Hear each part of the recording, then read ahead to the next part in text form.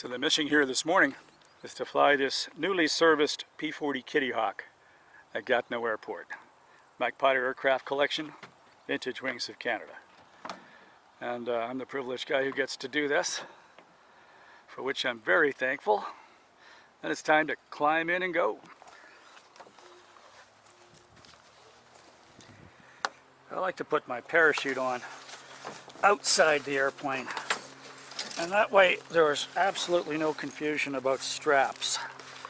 And you're not tied into the airplane by having a strap loop through another strap the wrong way.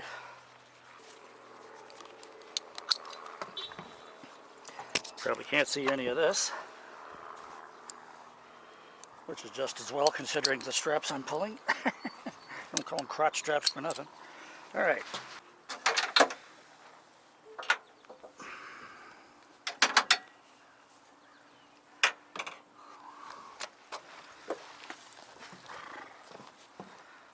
Eyeball height's very important in any of these airplanes. And I checked this out earlier, and this should be exactly what I want. A cushion, the logbook, and a seat back parachute. And then, before we get too strapped in, we make sure that the rudder pedals are at their fullest extension for my abnormal legs. Just check the canopy and see if I have room for the helmet, and I just do. First thing on the P-40 is you always lock the gear, which is a two-armed operation. You gotta push the landing gear handle down, the hand pump on the hydraulics, make sure it's stiff, indicates the gear is locked, and then the lever back to the off position to lock that pressure in. It is the one cardinal rule on a P-40.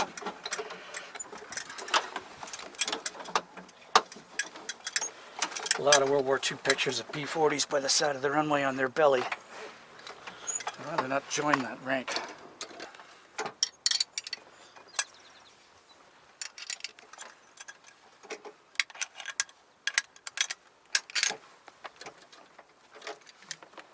Right, okay, good.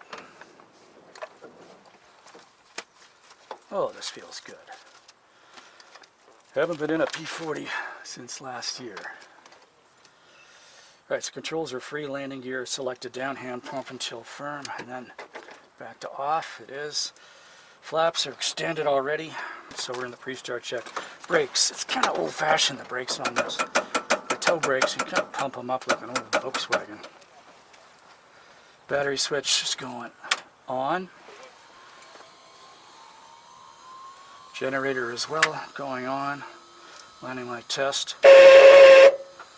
Yeah, someone needs to fix that horn.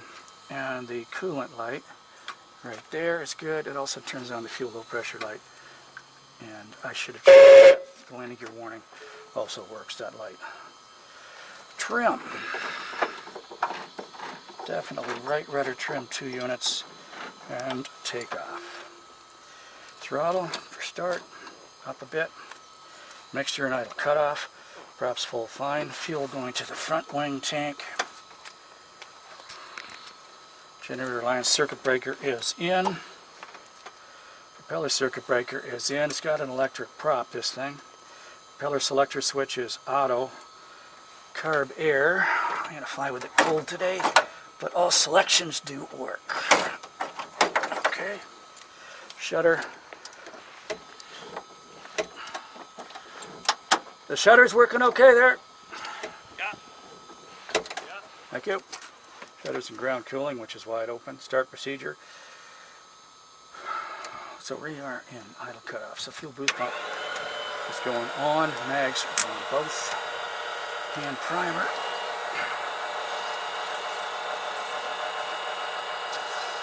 I don't know if I got anything there or not. Oh, there's something in. Yeah, give her 2 good ones, leave it out. And we're ready to go. Am I chalk, Paul? No chalk. Okay, I'll hold it. Clear? Clear.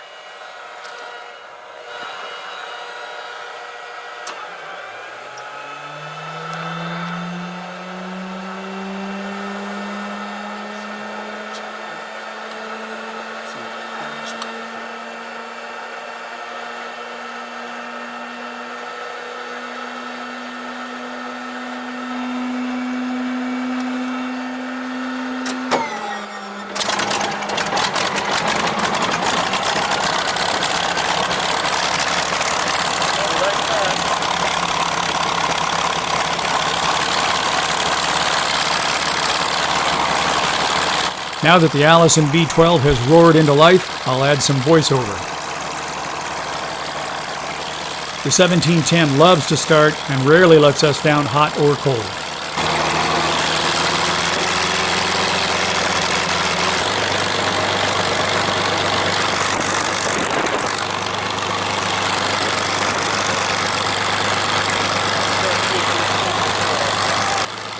You know, as soon as you start the engine in one of these fighters, your IQ drops by about half, so we use checklists.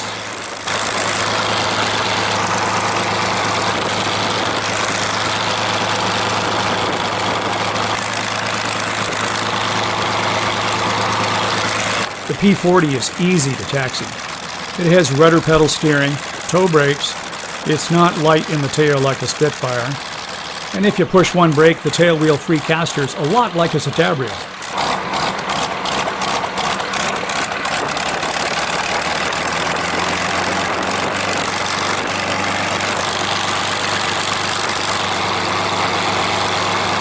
I need 40 degrees on the oil temp before the run-up and 85 degrees on the coolant.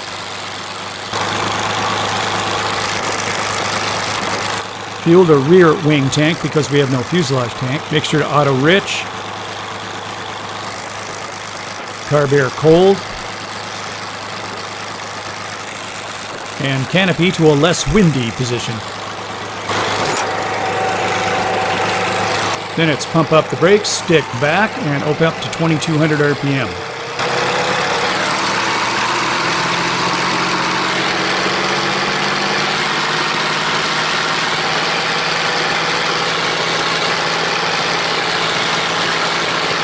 Being a Curtiss airplane, it has a Curtiss electric prop. So we cycle it once in the constant speed system, and then while we're waiting for it to come back up, I check the mags for roughness and drop. Then I use the direct pitch control to make sure it works as well.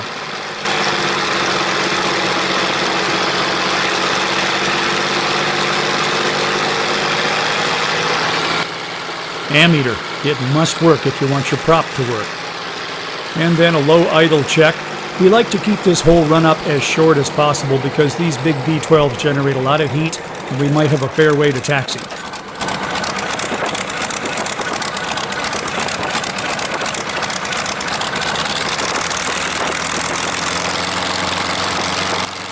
Okay, pre-takeoff check. Trims are set for takeoff. Flaps are going to be retracted for this one. Throttle friction will set up later at the end of the runway. Mixture goes to auto rich, props full fine and in auto. Fuel boost pump we select on, double check the pressure, we're ready to go.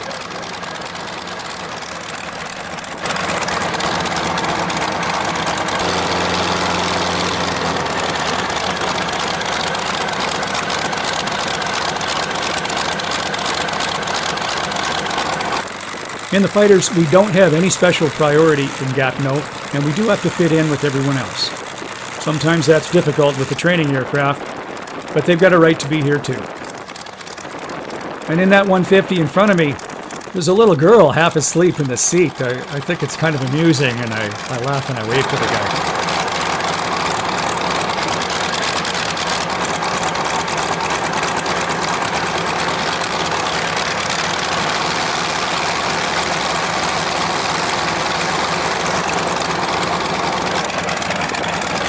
Anyway, time to get serious, so I close the canopy and make sure it's firmly latched. Increase the throttle tension and move the shutters to combat climb. I stop with the nose cocked off to one side so I can see down the runway and wait for that 150 to clear.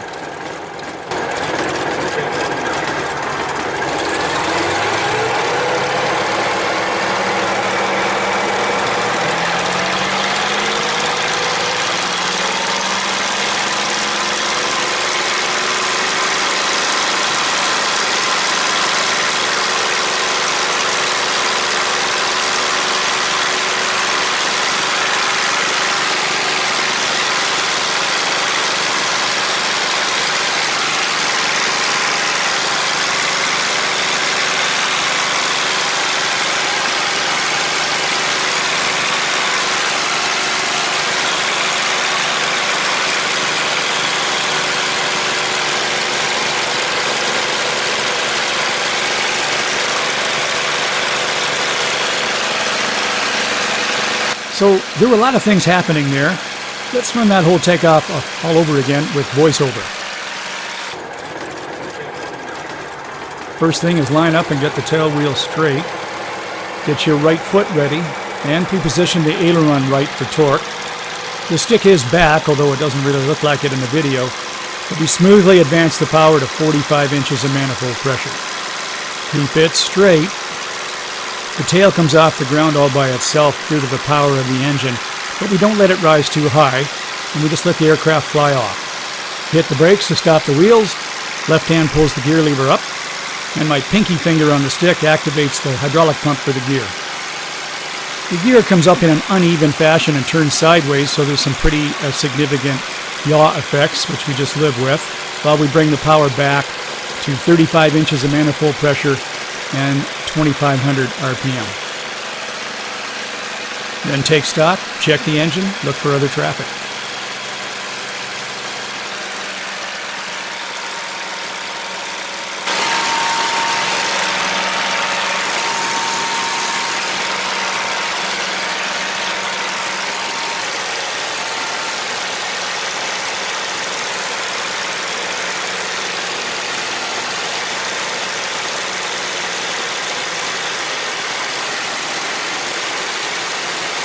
This is the first flight of the year, and maintenance wants to check with the proper RPM, so I pull out this fancy gadget, and I check the reading, and I hold it in front of the camera, so everybody can read it later, and I point at the RPM, and they can work out the correlation back on the ground later. And my goal in general is to fly at cruise power settings for about 20 minutes, observe the engine parameters, and then come back and land.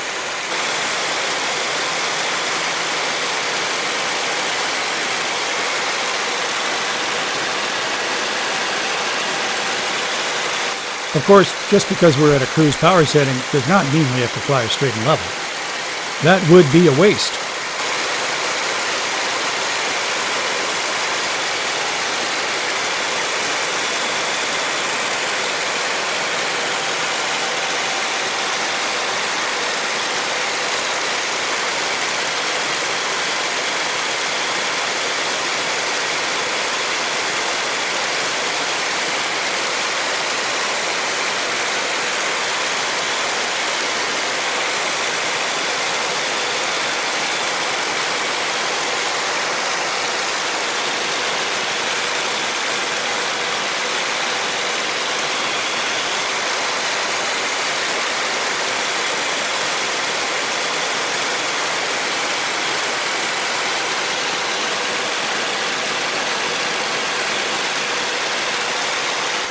The P-40 rolls superbly.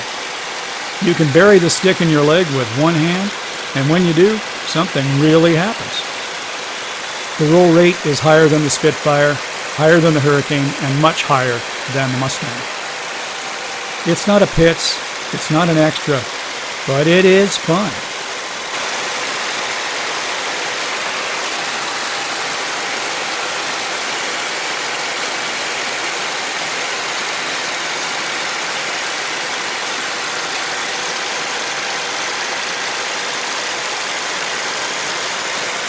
For a loop I need a bit more power, so I'm increasing the RPM and the manifold pressure to a high cruise setting, and then keeping the nose down to get at least 280 miles an hour for the entry, and then a smooth pull up, about 4G. Ease off a little bit at the top. It's a standard loop, it's just that the diameter is bigger than in light aircraft. And I leave the power alone on the downside, but the speed does increase quickly. Back up to the horizon, use that extra speed for another 4 point.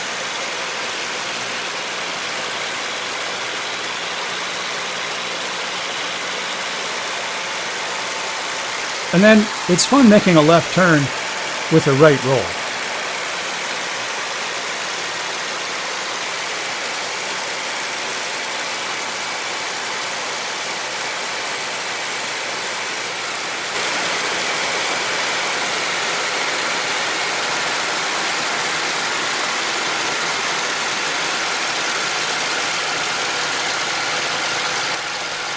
Loops and rolls are great, but it's actually more difficult to fly an accurate lazy 8 or wing over, where the rates of roll and pitch are smooth and continuous.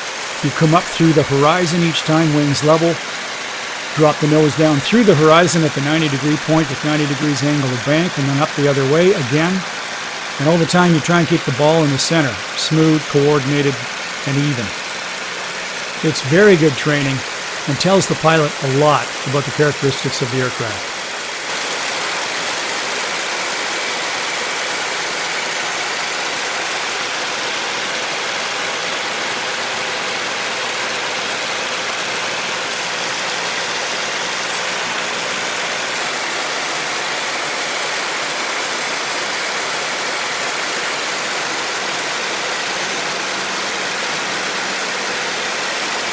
Well, 20 minutes sure went by in a hurry, and it's time to land.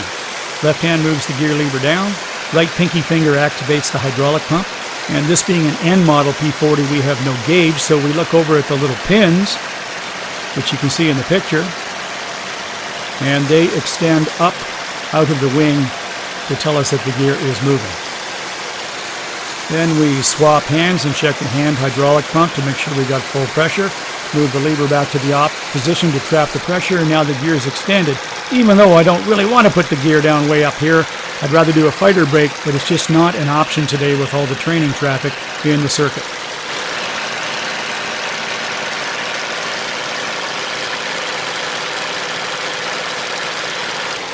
So I've edited out about 5 minutes of stooging around behind a katana, and now I'm where I don't really want to be, which is in a long straight-in final.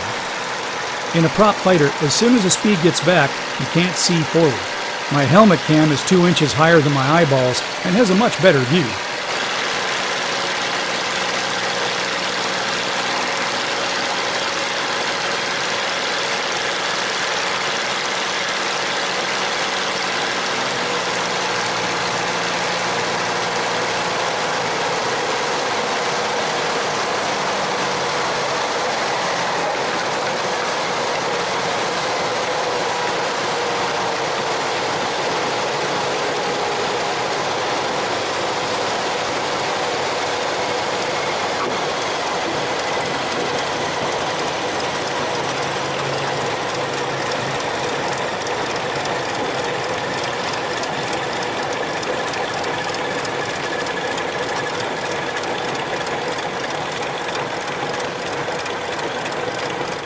That was a pretty typical landing for a P-40. It lends itself to a tail-low wheeler. We crossed the fence at about 100 miles an hour, and I was a bit late getting the power off, but this is my first landing in the P-40 for a year, so I was being careful. The P-40 tends to track straight, but you would never want to swerve to get established. It would rapidly overcome your ability to straighten it out. And we don't hammer on the brakes to make the taxiway, not ever. But the big gotcha is that the flap lever is right beside the gear lever in a P-40. So after landing, we just leave it alone for a while.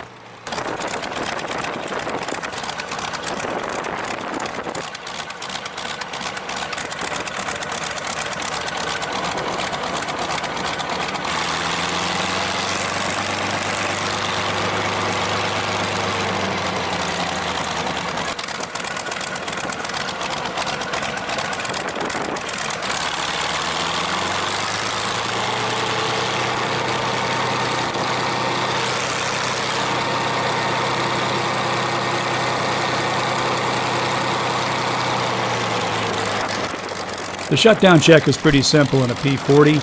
Flaps I'm going to leave extended as per maintenance requests today. The shutter, confirm it's in ground cooling. Electrics, offload. Throttle, leave it at low RPM while we do a live mag check. Then increase the throttle to about 1300 RPM, make sure it's smooth, make sure the spark plugs are clean, not fouled. Then make sure to idle cutoff, and as the prop winds down, we'll open the throttle once to empty the accelerator pump. Oh, was that nice? Have some fun there? Ah, I mean, I love the Spitfire, but this thing rolls twice as easy. Yeah. What a nice airplane. Smooth, too. You guys did a good job on the prop vibes. Master Mags Fuel.